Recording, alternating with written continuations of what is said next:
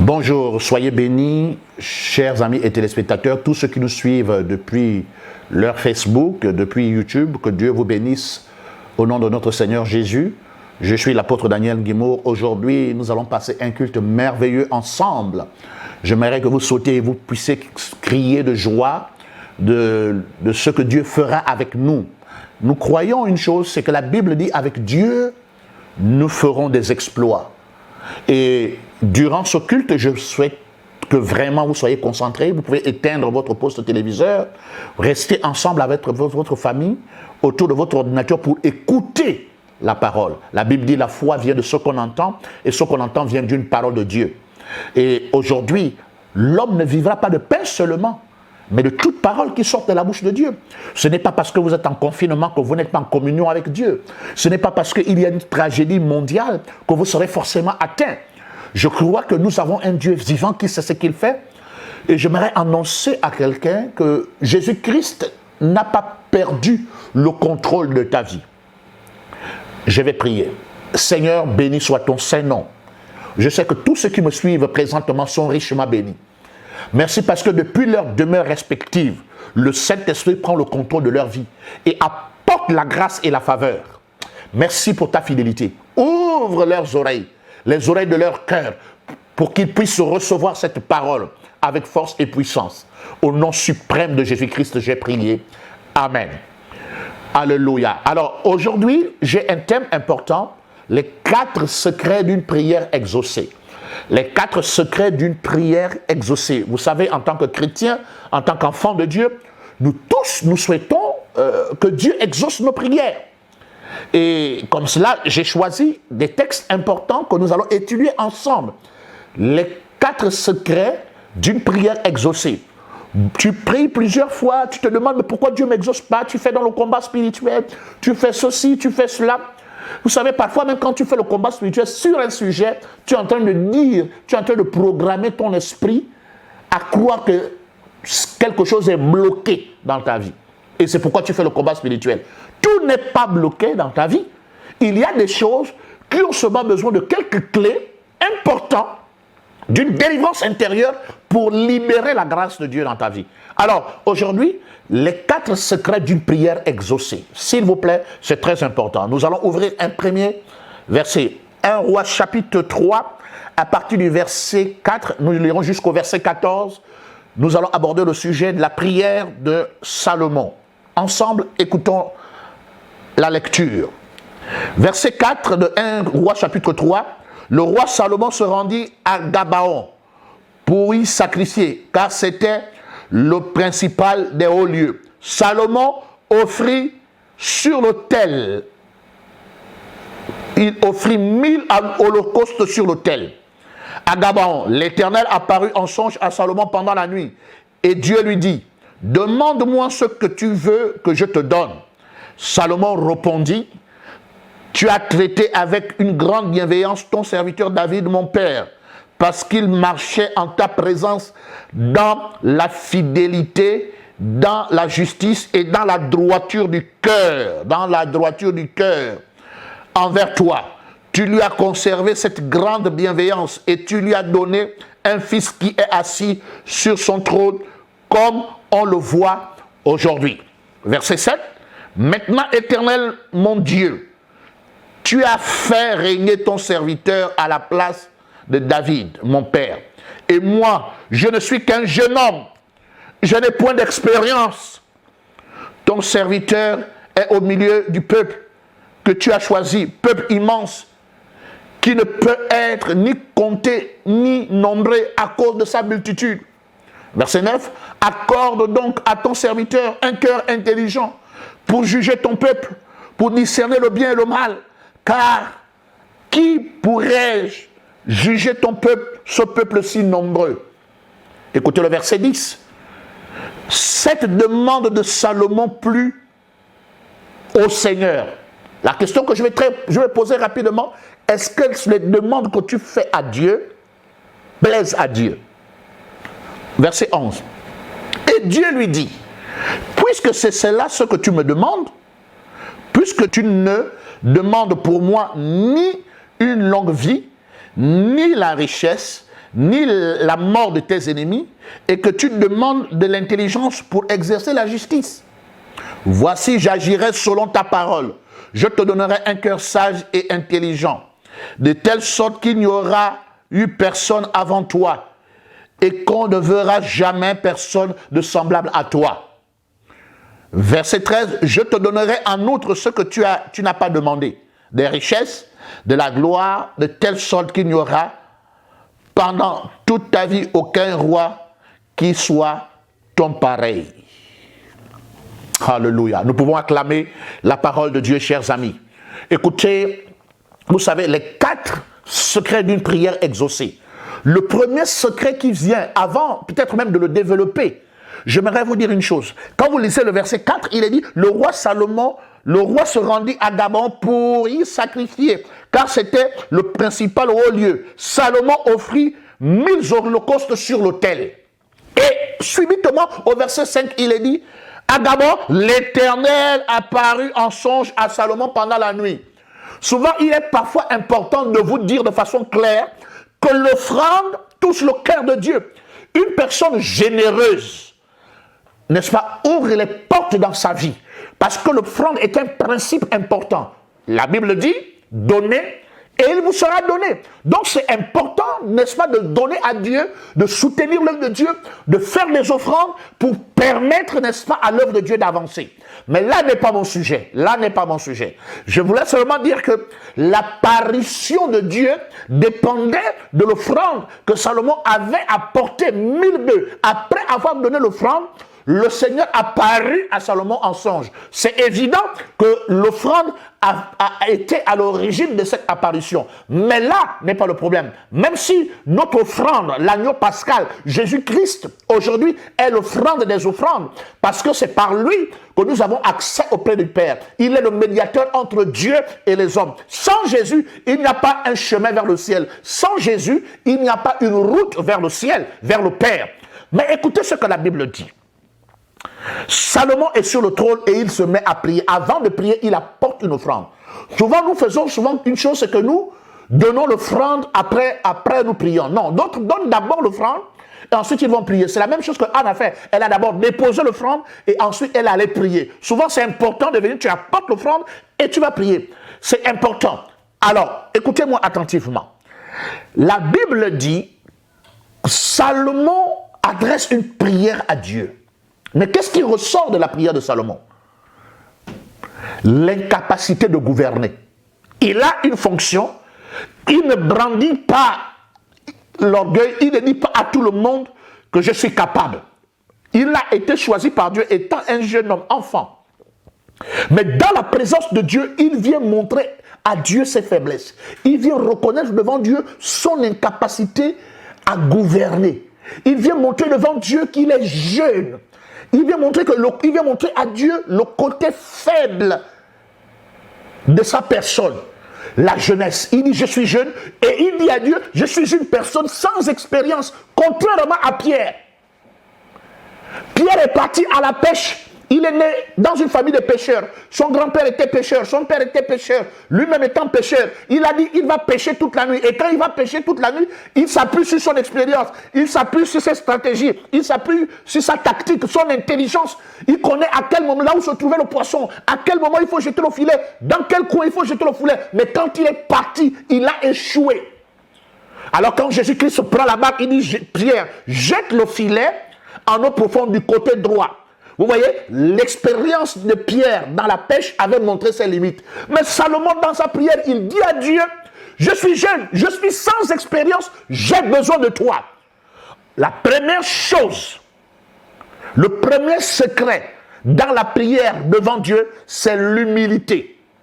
Vous devez être humble dans votre prière, dans votre façon de prier.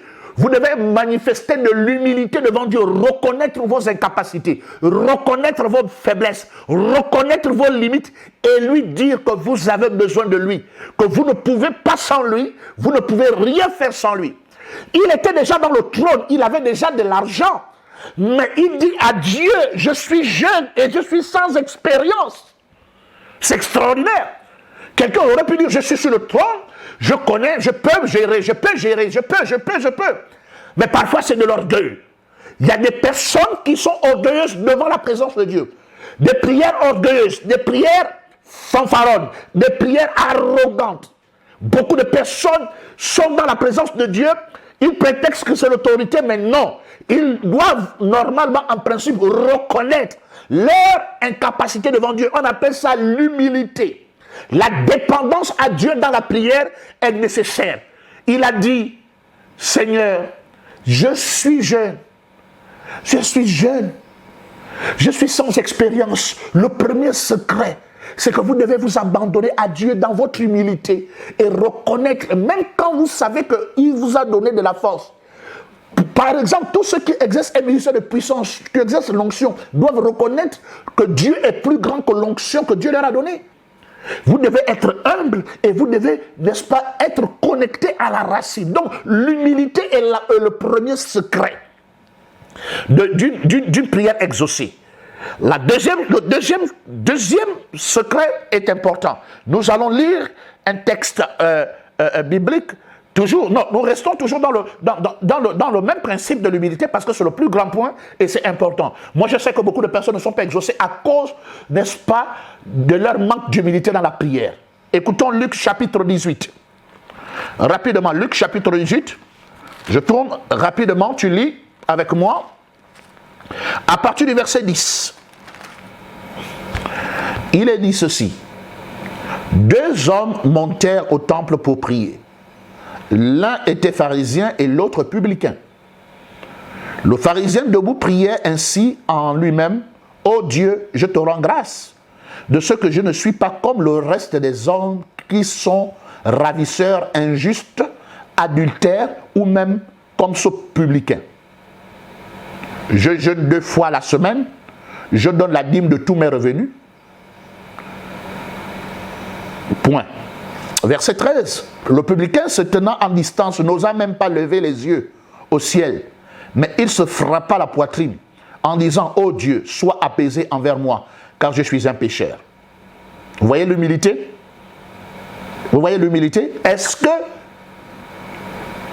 le publicain n'était pas un pécheur? Il n'a pas fait mention du fait qu'il était un pécheur.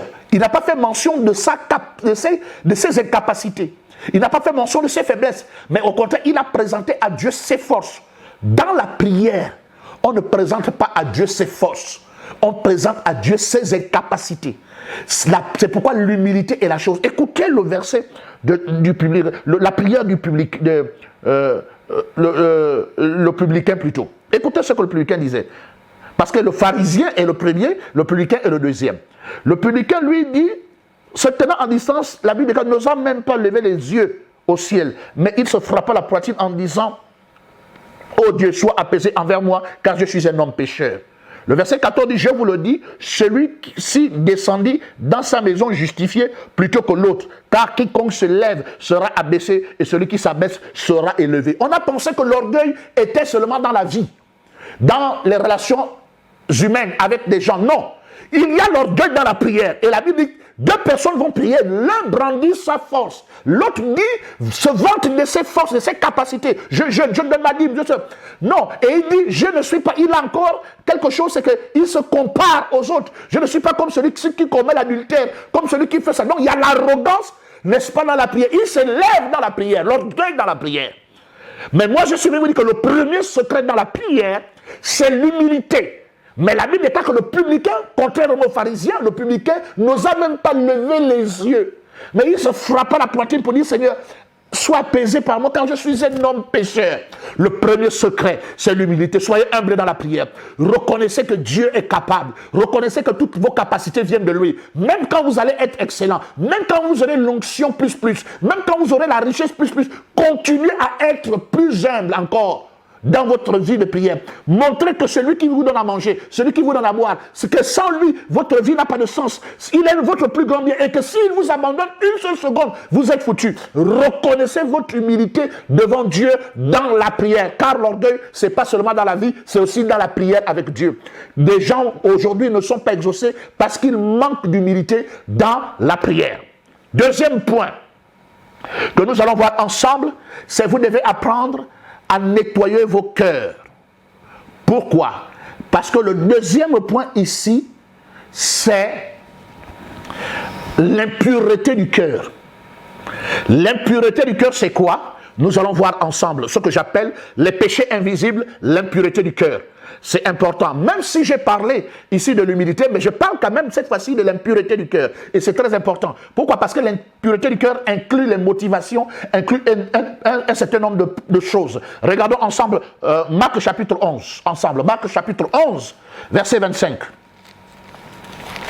Marc chapitre 11, verset 25. Écoutez ce que la Bible déclare. Et lorsque vous êtes debout faisant votre prière, si vous avez quelque chose contre quelqu'un, pardonnez, afin que votre Père qui est dans les cieux vous pardonne aussi vos offenses. Vous savez, c'est cela. La deuxième chose, c'est quoi? Qui peut bloquer ta vie de prière? C'est l'animosité, la colère, la haine, le manque de pardon. Vous ne pouvez pas venir vous présenter devant Dieu sans avoir au préalable pardonné ceux qui vous persécutent, pardonner ceux qui vous détestent. Vous ne pouvez pas venir devant Dieu et avoir de la colère, à ne pas finir contre votre femme, contre votre mari, contre vos enfants. Vous ne pouvez pas venir dans la présence de Dieu pour prier et avoir de la rancœur et de la rancune contre votre pasteur, contre quelqu'un dans la vie. Vous devez nettoyer votre cœur parce que c'est cela. Et deuxièmement, en ce qui concerne le nettoyage du cœur, il y a aussi des mauvaises motivations. Vous avez des mauvaises motivations, les mauvaises intentions. Vous voulez prier pour dépasser quelqu'un. Vous voulez prier pour détruire la vie de quelqu'un. C'est la raison pour laquelle le deuxième principe, c'est l'animosité. Et qui dit l'animosité, j'enchaîne avec tout le reste. C'est-à-dire l'animosité, le manque de pardon, la colère, la haine. Vous voyez, tout ce package-là qui est dans le cœur. L'homme a du mal à pardonner, l'homme a toujours de la haine, la rancœur. Ça là, vous devez enlever ça. Je parle des 4 secrets pour une prière exaucée. J'ai parlé que le premier secret, c'est l'humilité. Le deuxième secret, c'est d'enlever l'animosité, la haine, la rancœur et d'enlever les mauvaises motivations de votre cœur. Vous ne pouvez pas être exaucé. Beaucoup de chrétiens demandent au diable, brise les choses, détruis Satan, tu bloques ma vie. Non! Parfois, tu peux être le sorcier de ta propre vie. Tu peux être le franc-maçon de ta propre vie. Tu peux être le Illuminati de ta propre vie parce que tu as la rancœur. Tu veux réussir pour te venger. Tu veux réussir pour détruire. Les motivations sont impures. Les motivations sont mauvaises. C'est pourquoi Dieu ne peut pas t'exaucer. Le premier secret pour un exaucement, c'est l'humilité. Le deuxième, c'est nettoyer le cœur. On passe au troisième point. C'est la piété. La piété, c'est le respect des choses pures. C'est le respect du Saint-Esprit. C'est respecter Dieu. Et c'est important. C'est respecter le sacerdoce. C'est respecter le culte. C'est respecter Dieu. C'est ça la piété. Le respect des choses pures. Le respect de la divinité, du Dieu créateur. Le respect du Saint-Esprit. Le respect de Jésus. Parfois, des personnes peuvent venir et se mettre à prier, par exemple, à la maison torse nu, c'est-à-dire ils n'ont pas de respect quand ils prient. Et ça, c'est important. Le respect, l'obéissance à Dieu.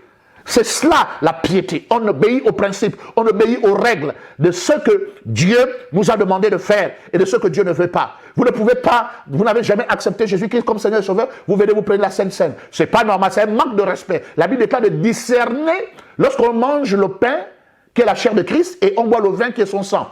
Parce que beaucoup de personnes ont été rendues infirmes parce qu'ils n'ont pas discerné. Le respect, la piété, c'est le respect des choses pures, c'est l'obéissance. Examinons ensemble un texte biblique, Hébreux chapitre 5. Hébreux chapitre 5. Hébreux chapitre 5. Voilà, c'est le verset 7 qui nous intéresse. Écoutez ce que la Bible déclare. Celui qui, dans les jours de sa chair, ayant présenté avec des grands cris et avec larmes, des prières et des supplications à celui qui pouvait le sauver de la mort, et ayant été exaucé à cause de sa piété. C'est très très important. Ayant été exaucé à cause de sa piété, c'est très important. Je vais relire ce passage parce qu'il s'agit de Jésus. Jésus-Christ prie. C'est pourquoi la dernière fois, j'ai parlé avec un homme de Dieu, je disais que Jésus a pleuré 2 fois. Il m'a dit, c'est Marc 11, 35, Jésus pleura, ou bien Jean 11, 35 plutôt. Jean 11, 35, Jésus pleura. J'ai dit non, Jésus a pleuré 2 fois. Il n'a pas pleuré seulement dans Jean 11, 35. Il a aussi pleuré dans Hébreux chapitre 5, verset 7. C'est lui qui, dans les jours de sa chair, ayant présenté avec des grands cris et avec larmes, des prières et des supplications à celui qui pouvait le sauver de la mort, ayant été exaucé à cause de sa piété. Vous devez respecter Dieu quand vous rentrez dans sa présence. Vous devez respecter le Saint-Esprit quand vous rentrez dans sa présence. Vous devez respecter. Quand Jésus-Christ supplie le Père avec des grands cris, des larmes, il supplie Dieu. Qu'est-ce que Dieu fait? Dieu revoit tes supplications. Dieu voit les larmes de Jésus. Dieu voit tout ça, mais Dieu ne regarde pas ça. Dieu vient regarder à quoi? À la piété, au respect. Donc, Jésus-Christ est exaucé et sauvé de la mort à cause de sa piété. Le Père le sauve à cause de sa piété. La Bible est claire, il dit, ayant été exaucé à cause de sa piété. Quand vous rentrez dans la présence de Dieu, vous ne rentrez pas dans la présence d'une personne quelconque. Vous rentrez dans la présence du Dieu créateur. Les mots que vous employez, les expressions que vous employez sont nécessaires. Mais votre piété est davantage plus importante. Vous devez respecter Dieu, obéir à sa parole. Vous devez respecter Dieu dans les engagements que vous avez pris. Vous devez respecter Dieu dans les engagements que vous avez pris parce que cela découle de votre exaucement. Si vous avez dit que vous allez prier ce soir avec lui, priez à ce soir avec lui. C'est important. La piété est le respect des choses pures, est le respect, n'est-ce pas, de Dieu, c'est le respect et l'obéissance des engagements qu'on a pris. C'est très très important. Alors, la piété est aussi, n'est-ce pas, un point, est le 3e point pour un exaucement concret. Donc, les 4 secrets d'un exaucement, il y a la piété qui est le 3e point, l'un des points les plus importants. Mais enfin, il y a encore un autre point. C'est le 4e. Nous allons le voir ensemble. Le 4e point, vous savez, il se trouve dans Marc chapitre 11, verset 4. Marc chapitre 11, verset 24. Ceux qui sont avec moi peuvent lire 11, 24. Et il dit ceci. C'est pourquoi je vous le dis. Tout ce que vous demanderez en priant, croyez que vous l'avez reçu et vous le verrez s'accomplir. Le 4e point. Le 4e secret pour la prière, pour un exaucement dans la prière, c'est la foi. Vous ne pouvez pas vous approcher de Dieu sans croire. La Bible déclare que celui qui s'approche de Dieu doit croire que Dieu existe et qu'il est le rémunérateur de la foi. Ça veut dire rémunérateur de la foi, lui qui récompense la foi. Donc celui qui prie doit croire que Dieu existe et qu'il est le rémunérateur de notre foi. Vous devez comprendre que quand vous vous approchez de Dieu, vous devez avoir la foi. Vous devez croire qu'il va vous exaucer. Vous devez croire qu'il va vous donner ce que vous demandez. Vous devez croire. La foi est une clé importante. C'est pourquoi nous devons croire que Dieu existe et qu'il est le rémunérateur de notre foi. Donc c'est ainsi ces 4 piliers, ces 4 secrets d'un exaucement. Vous devez nettoyer. Vous savez, Dieu n'exauce pas ce que vous dites, mais Dieu exauce ce que vous voulez dire. La motivation, l'intention. Qu'est-ce que vous voulez dire? C'est pourquoi dans Josué chapitre 10, vous allez voir que Josué demande quelque chose d'assez important. Je vais vous révéler ça pour terminer rapidement. Josué chapitre 10. Écoutez ce que Josué dit et nous allons finir. Josué chapitre 10. Voilà. Nous lirons le verset 13. Écoutez ce que Josué dit. Verset 12 même. Alors Josué parla à l'Éternel le jour où l'Éternel livra les Amoréens aux enfants d'Israël. Et il dit en présence d'Israël, soleil, arrête-toi sur Gabaon, et toi lune sur la vallée d'Ajalon. Et le soleil s'arrêta et la lune suspendit sa course jusqu'à ce que la nation eût tiré vengeance de ses ennemis. Écoutez, quand il dit, il prie, Josué prie, il dit soleil, arrête-toi sur Gabon. Gabon, c'est la terre, c'est une région de la terre. Donc, soleil, arrête-toi sur la terre. Mais vous voyez que scientifiquement, ça ne peut pas se faire. Vous comprenez ça? c'est pas le soleil qui tourne autour de la terre, mais c'est la terre qui tourne autour du soleil. Est-ce que vous comprenez ça? Mais il dit soleil, arrête-toi. Normalement, il aurait dit terre, arrête-toi. Arrête de tourner. Mais il dit soleil, arrête-toi sur la terre. Arrête-toi sur d'abord. Il demande au soleil d'arrêter de tourner. Or, il est prouvé scientifiquement à 80% que c'est la terre qui tourne autour du soleil et que le soleil ne tourne pas. Mais comme Dieu savait ce que Josué voulait dire, la Bible déclare et le soleil s'arrêta. Mais en réalité, c'est la terre qui a arrêté de tourner. Dieu n'exauce pas ce que tu dis, Dieu exauce ce que tu veux dire. Il y a l'intention, la motivation. Qu'est-ce que tu veux dire exactement? Mais Dieu comprend, ce n'est pas les mots. Dieu exauce au-delà des mots, au-delà des paroles. Voilà, nous sommes très contents, que Dieu vous bénisse encore et encore. Nous avons été heureux d'être avec vous durant ce grand culte. Et n'oubliez pas de faire juste après ce culte vos offrandes par RTL Monnaie, avec le numéro qui vous affiche de mon programme. Et même tous ceux qui peuvent venir, un à un, venir apporter leur offrande. N'oubliez pas que bientôt la Pentecôte, nous serons ensemble. Que Dieu bénisse vos familles, vos enfants. Que Dieu bénisse votre carrière au nom suprême de Jésus. Attachez-vous au Seigneur Jésus-Christ, car il est vivant, il n'a pas changé. Que Dieu vous bénisse. Bon culte à vous encore. Au revoir. Surtout, n'oubliez pas de partager. Amen.